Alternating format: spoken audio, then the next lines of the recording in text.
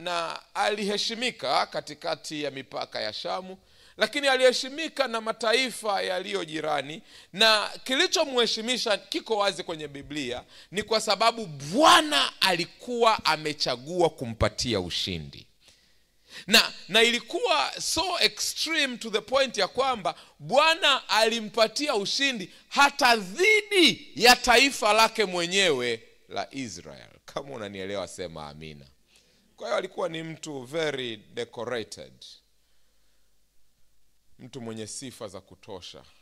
Lakini Biblia inasema lakini alikuwa na ukoma.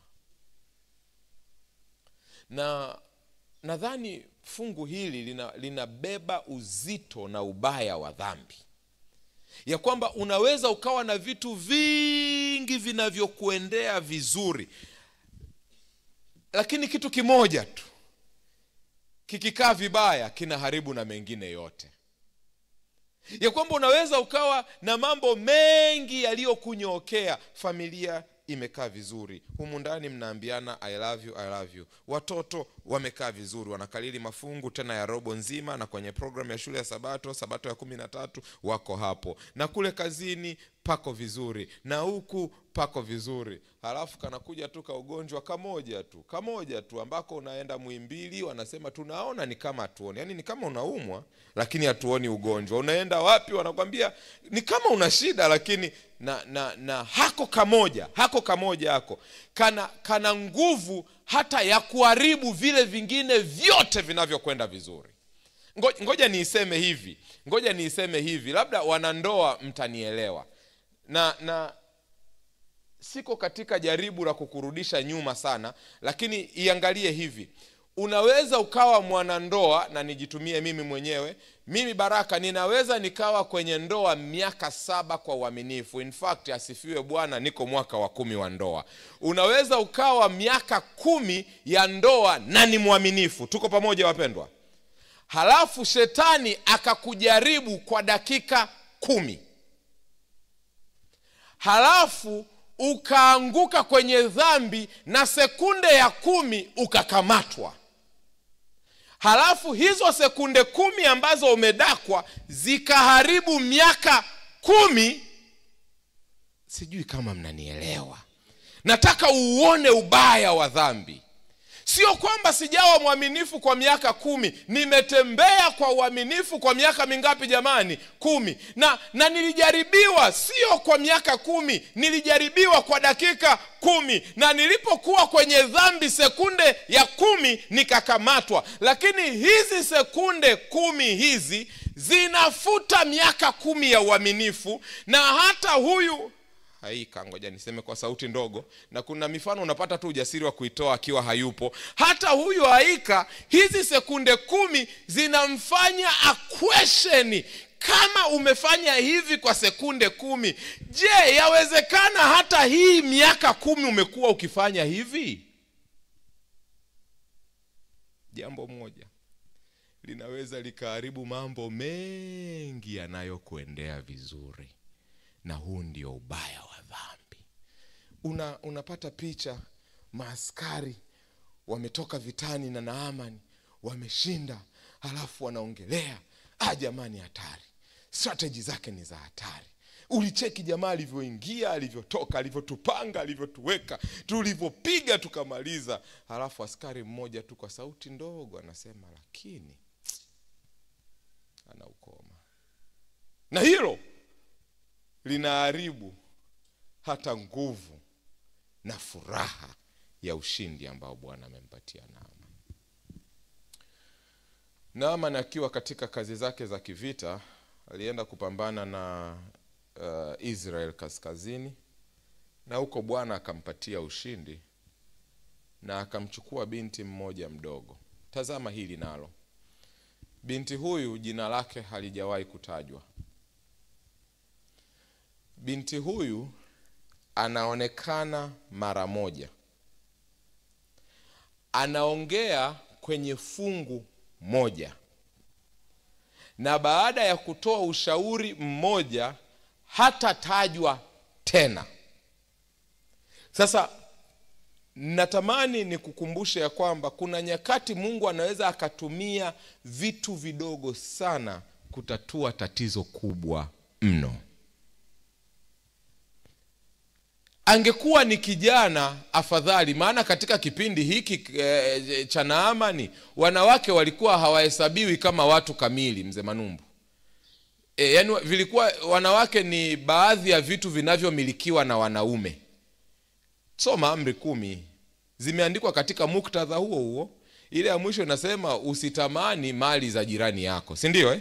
Alafu Biblia inaanza kukulistia hizo mali. Ya kwanza mke, ya pili nyumba, ya tatu mifugo. Hiki ndio kipindi na Mungu hatafuti mtoto wa kiume. Angekuwa kama Yusufu, tungesema amechaguliwa na Bwana. Labda huyu amepakwa mafuta na Bwana. Labda huyu ni nabii wa Bwana. Labda huyu ni kuhani. Angekuwa kama Samueli, angekuwa kama Daniel.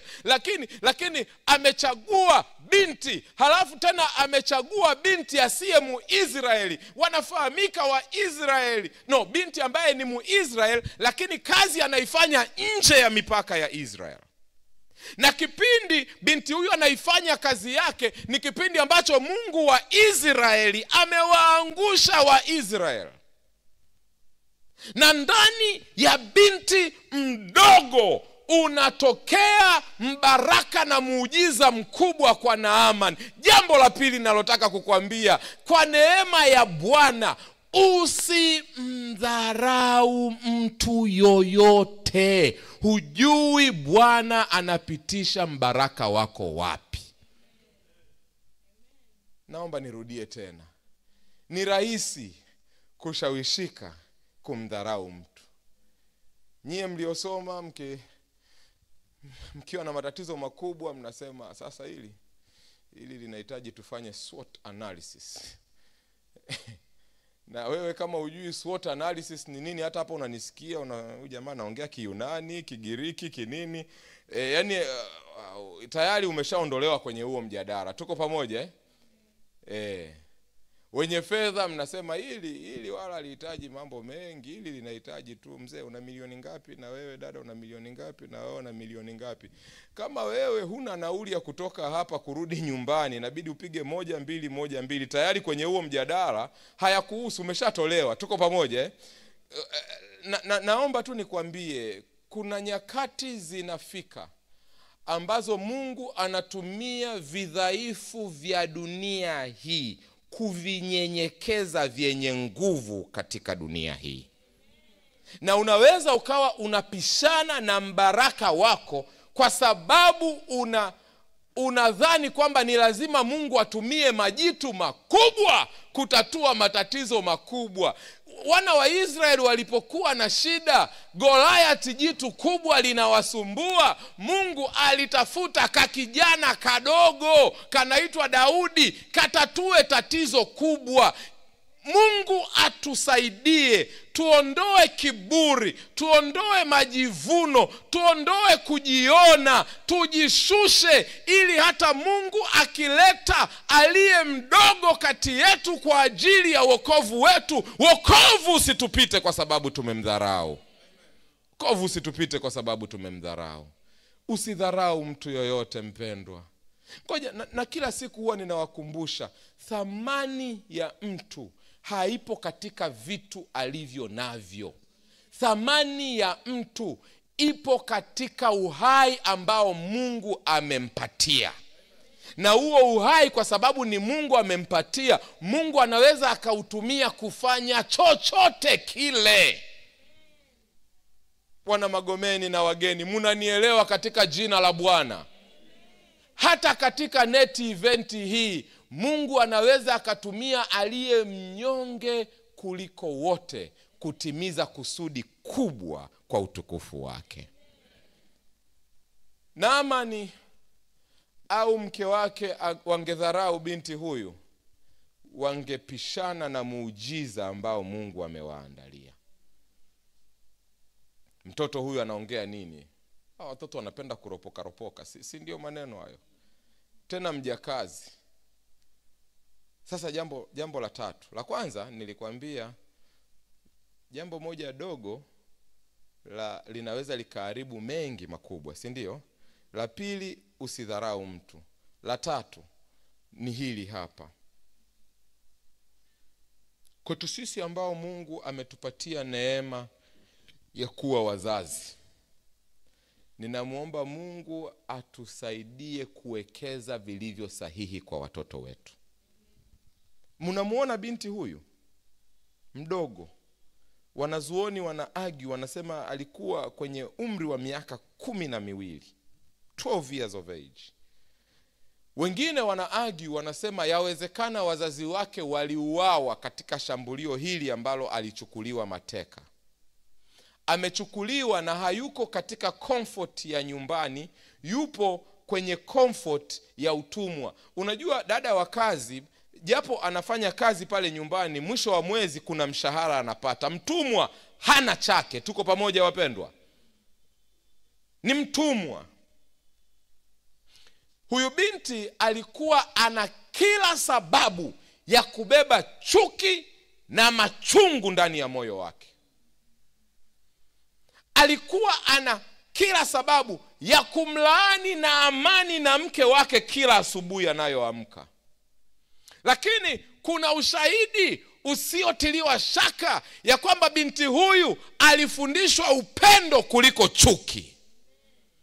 Kuna ushahidi usiotiliwa shaka ya kwamba binti huyu alifundishwa imani kuliko mashaka. Na wakati ulipofika, binti huyu upendo ulishinda. Bwana Yesu asifiwe. Tunawekeza maumivu yetu na mabifu yetu na mambo yetu yasiyo sahihi kwa watoto wetu. Mungu atusaidie sana. Ngoja nikwambie wewe mzazi uliyeko hapa, hautakaa na watoto wako siku zote. Hautakaa na watoto wako siku zote. Kuna siku watajikuta wako mahali fulani huko peke yao. Na yule Mungu aliyemjifunza nyumbani ndiye Mungu watakaye enda naye huko wanakoenda. Tuko pamoja wapendwa? Na ndio maana Biblia ikasema mlee mtoto katika njia ifanya nini jamani? Binti alifundishwa imani. Na ndio maana wala alipogundua tu kwamba kiongozi wake, mkuu wake ana shida, hakuona shaka kumwambia, sikiliza, light huyu jamaa angekuwa kule kwetu, hili tatizo dogo sana hili. Na hajui kwamba anachokisema ni jambo kubwa la imani kiasi kwamba linaleta diplomatic challenges. Yani yeye anasema kiurahisi rahisi neno ambalo linatetemesha moyo wa mfalme mpaka anavua mavazi. Yeye analisema kwa sababu amejengewa imani. Tunatendewa mambo mabaya, tunatukanwa na kudhalilishwa, tunafanyiwa mambo yanayotuumiza. Ninamuomba Mungu atupatie ujasiri na nguvu ya kututenga sisi na watoto wetu na yanayoendelea kwetu. Kuna maneno watoto wetu wametusikia tunayasema na kamwe hawakupaswa kusikia tukiyasema. Kuna message ambazo watoto wetu wamezisoma na kamwe hawakupaswa kuzisoma. Kuna vitu ambavyo watoto wetu wametuona tukivifanya na kamwe hawakupaswa kuona tukivifanya. Na hivi ndivyo wanavyotembea navyo huko. Unashangaa katoto kadogo kana chuki ndani yake. Ukikauliza ni nini? Huyu alimfanya hivi mama yangu, baba alipokufa huyu akafanya hivi, huyu akafanya hivi. Ile chuki, yani mama umemnyonyesha mtoto wako maziwa ya chuki na hatred na mabifu, na hata watu ambao hakupaswa kuwachukia umefanikiwa kumfanya wachukie. Mungu aturehemu sana. Imagine mama yake huyu binti angemwambia, mbaya katika wote ni yule mkuu wa majeshi aitwaye Naaman, wakati anaondoka. Lakini binti alijengewa imani na upendo. Na Mungu atupatie neema hiyo sisi ambao tumebarikiwa kuwa wazazi. Na pale ambapo tumekosea, kwa wingi wa rehema zake atusamehe. Atusamehe kwa mitizamo yetu mibovu na mifano mibaya tuliyoionyesha kwa watoto wetu. Binti anamwambia mama, Light huyu angekuwa kule kwetu Samaria, akakutana na nabii Samaria, angepona. Na Naaman amepata tatizo ambalo, wapendwa, huwa ninamtania sana baba yangu. Amefika kwenye ule umri, mzee Rubeja, ambao kila akiambiwa hiki ni dawa, kesho utakikuta kiko nani. Akiambiwa asali ya nyuki wadogo ni dawa, kesho anaikoroga kwenye chai. Kesho kutwa akiambiwa sijui hii ikichanganywa na hii ikachanganywa na magome ya mti huu inasafisha figo. Whether figo lake ni chafu si chafu, kesho yuko anachanganya gome la mti huu, gome la mti huu na gome la mti huu. Naaman alikuwa amefika, na ni swala la muda tu. Mimi sasa hivi ukianza kuniambia sijui hiki ni dawa, kwani mimi naumwa nini mpaka uanze kuniambia dawa?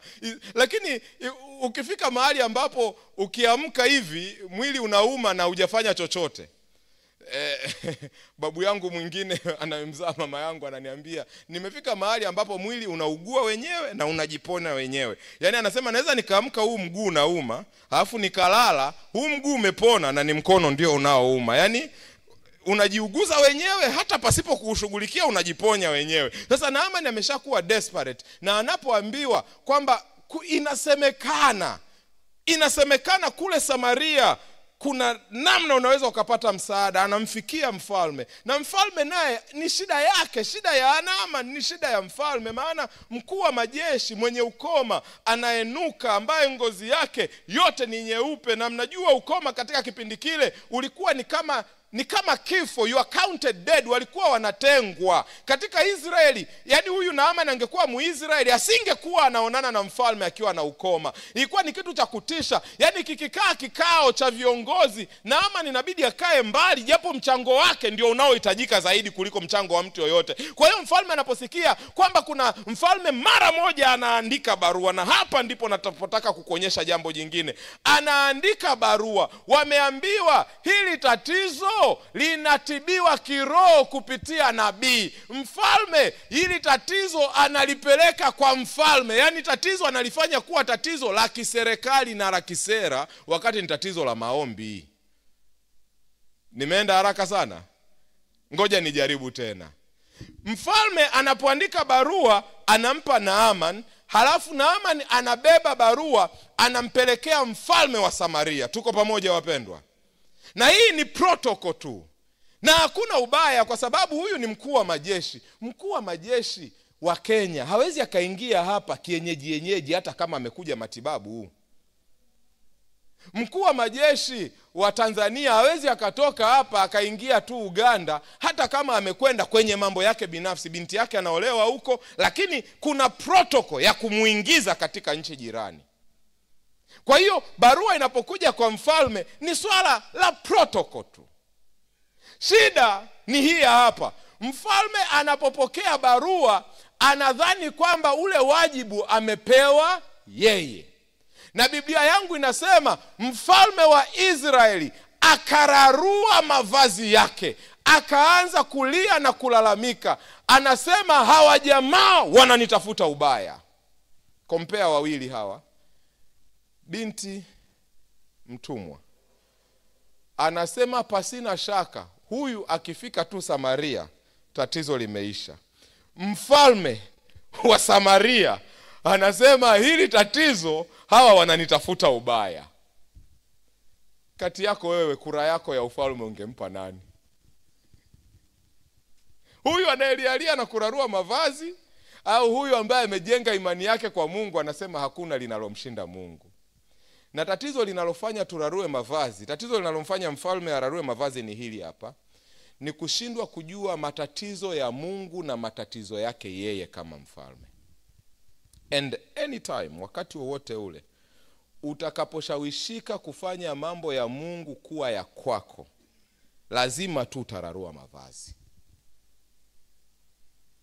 Hili tatizo halikuwa tatizo la kisera, halikuhitaji bunge. Hili tatizo halikuhitaji msaada wa baraza la mawaziri. Hili lilikuwa ni tatizo la kiroho. Mfalme ambacho alitakiwa kufanya ni kupokea barua, halafu kusema kwa hili jinsi lilivyokaa limfikie Elisha naye atakusaidia. Tuko pamoja? Lakini linapofika mezani mwake na barua anapoisoma anaifanya yake, anaanza kulia. Na ukisoma hilo fungu utaona mimi nyingi, yani mimi ninaua, ninahuisha, yani akalipersonalize, akalifanya kuwa la kwake. Na hii ni shida, Na nataka niwaambie jambo la mwisho hapa halafu nimalize. Utararua mavazi yako ukishindwa kutofautisha mambo ya kiroho na mambo ya kimwili. Utararua tu mavazi yako. Wapendwa, kuna vitu tunataka tuvitatue kimwili wakati ni vitu vya kiroho purely. Kuna mambo tunataka tuyatatue kisera na kimuongozo wakati ni mambo yanatakiwa yatufanye tufunge na kuomba na kutafuta uso wa Bwana.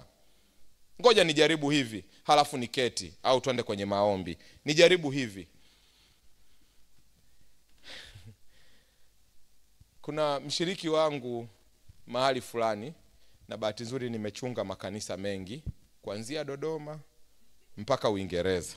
Sasa nakuachia wewe uchague huyo mshiriki yuko wapi. Alikuja siku moja ofisini kwangu na ana tatizo.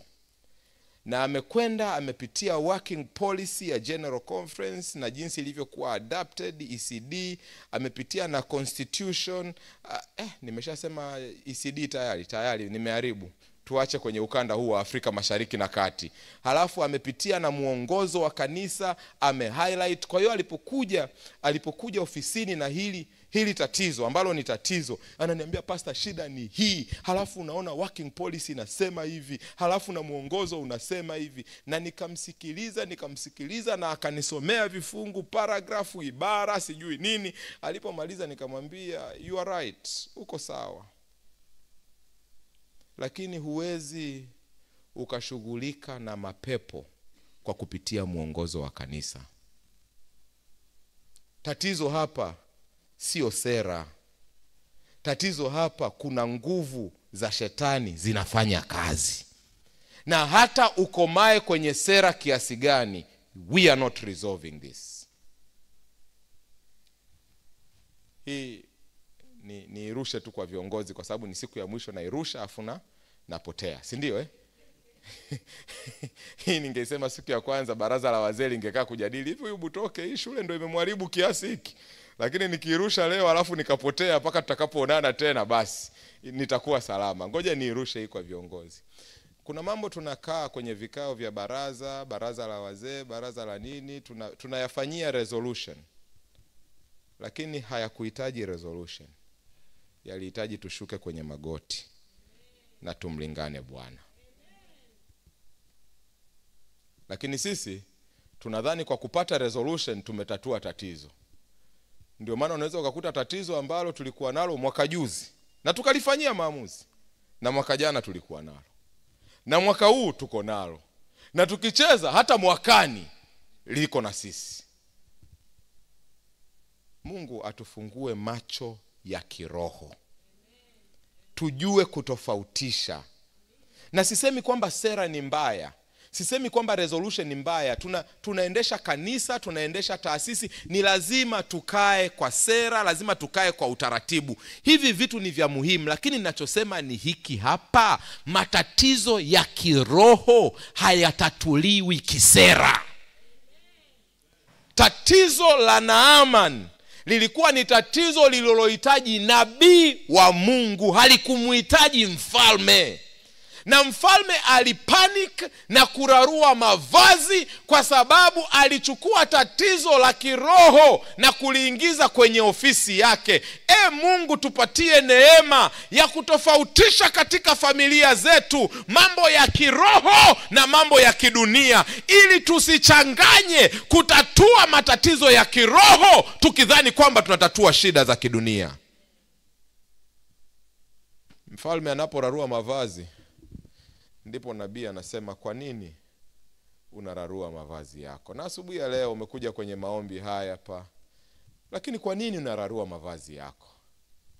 Pastor, uchumi na nini, mimi naona maisha yangu yamefika mwisho. Kwa nini unararua mavazi yako wewe? Pastor, watoto yani hawasomeki, nikiwaambia hawasikii. Mama, kwa nini unararua mavazi yako?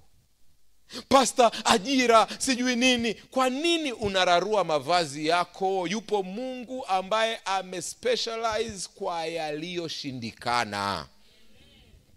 Ni Mungu wa yasiyowezekana.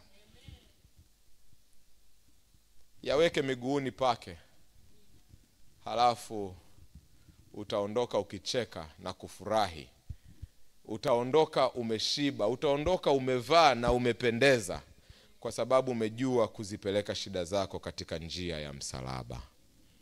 Asubuhi ya leo, ni nini kinachofanya urarue mavazi yako? Ni jambo gani linalokutatiza? Jambo gani linalokunyima usingizi? Ni jambo gani linalokunyima amani? Ni nini kinachokunyima furaha?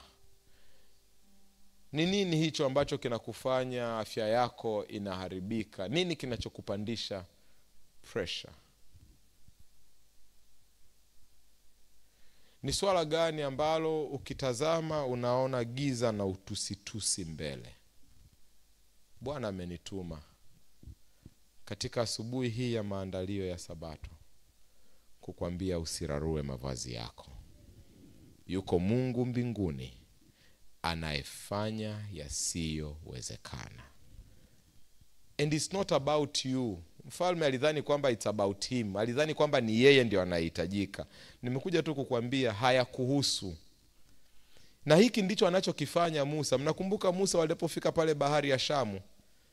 Wana wa Israeli wanamlilia Musa, wanalifanya tatizo kuwa la Musa. Wewe Musa, kwa nini umetutoa tuje tufe hapa? Kwani hapakuwa na makaburi? Soma Kutoka sura ya 14. Hapakuwa na makaburi kule Misri mpaka waje tuje tufie hapa? Musa anawaambia, jamani, tulieni, nyamazeni kimya, mkauone wokovu ambao Bwana atawatendea hivi leo. Na hawa wa Misri mnao waona leo, hamtawaona tena milele. Bwana atawapigania ninyi, nanyi mtanyamaza kimya. Taifa linasema amina, watu pressure zinawashuka. Musa anatafuta kichaka, anamwambia Mungu, hili tatizo hili nimeshawaambia umelitatua. Sasa hebu fanya jambo. Anatafuta kichaka, anamwambia hili sio langu, sio lao, hili lako hili. Hatukujaza form kukuomba ututoe Misri, ulitutoa mwenyewe. Rekebisha jambo hili. Tuko pamoja wapendwa? Na ndiyo imani. Imani ni kuwa na hakika. Yaani kusema kitu kana kwamba tayari kimekwisha tokea. Mnamkumbuka mama yake Yesu kwenye Yohana sura ya 2? Wameingia kwenye sherehe, divai imetindika. Si unakumbuka? Watu wamepanic. Si unakumbuka hiyo habari? Hofu imetanda, itakuwaje, tumeingia aibu. Halafu mama anaenda kumwambia Yesu, Bwana tumepungukiwa divai. Na Yesu naye ni kama huyu kijana naye hakuwa na nidhamu kwa mama yake. Anaambia, mama, tuna nini mimi nawe? Kwani tuna mkataba wa vinywaji mimi kwani supplier wa Azam Drinks? Mimi si supplier, tuna nini mimi nawe? Saa yangu haijawadia. Si ni jibu linalokatisha tamaa. Lakini kwa sababu mama amelipeleka tatizo mahali sahihi, anaondoka, anarudi kwa watumishi. Anaambia, mnamuona yule kijana? Ametoka kwenye viuno vyangu. Na amesema hili tatizo atalitatua. Sasa lolote atakalo waambia. Yesu alisema anaenda kuagiza lolote. Yesu alisema atafanya chochote. Lakini anawaambia lolote atakalo waambia fanyeni. Yaani hapo ameshajitoa kwenye tatizo. Sasa nimekuweka, Mungu, nimekuweka kwenye mahali ambapo upende usipende lazima utende. Maana nimekwisha iambia dunia yote, tumesikia mbiu, Yesu huokoa. Tumetangaza kote, Yesu huokoa. Tumeimbisha mpaka na bahari na milima tukiambia Yesu anaokoa. Unaachaje kuokoa sasa? Mnaelewa ninachokisema? Hebu jitoe kidogo. Umelikumbatia hilo shida kwa muda mrefu, umekumbatia hilo tatizo kwa muda mrefu. It is not about you. Yupo mwenye hiyo shida. Wewe isukume tu upande huo, halafu uanze kusema kwa neema ya Bwana mwakani muda kama huu nimepata kazi. Sema nimemwambia Mungu na ameniambia kwamba mwakani muda kama huu nimepata mtoto. Na unaanza kuimba kabisa kwa furaha. Pastor Ungani sasa nanogewa. Pastor Ungani anasema imani ni kununua shela kabla ya kuwa na mchumba. Unaanza kujitoshea shela na kuanza kupiga diet pale, kukatakata kakitambi ili muda utakapofika uweze kutoshea ndani ya shela, si ndio? Hiyo ndio imani hiyo. Sasa kwako wewe ambaye unayatazama mambo ya kiroho kimwili, unasema huo ni uchizi. Halo? Mungu atusaidie. Tusimame sasa. Kuna wimbo tumejaribu, nimesikia mbiu Yesu uokoa, tutaimba beti la kwanza na beti la mwisho, halafu tutaomba. Wazee wa kanisa niwakaribishe hapa mbele tunapokwenda kwenye maombi. Tunapokwenda kwenye maombi. Usirarue mavazi yako. Usijiache uchi.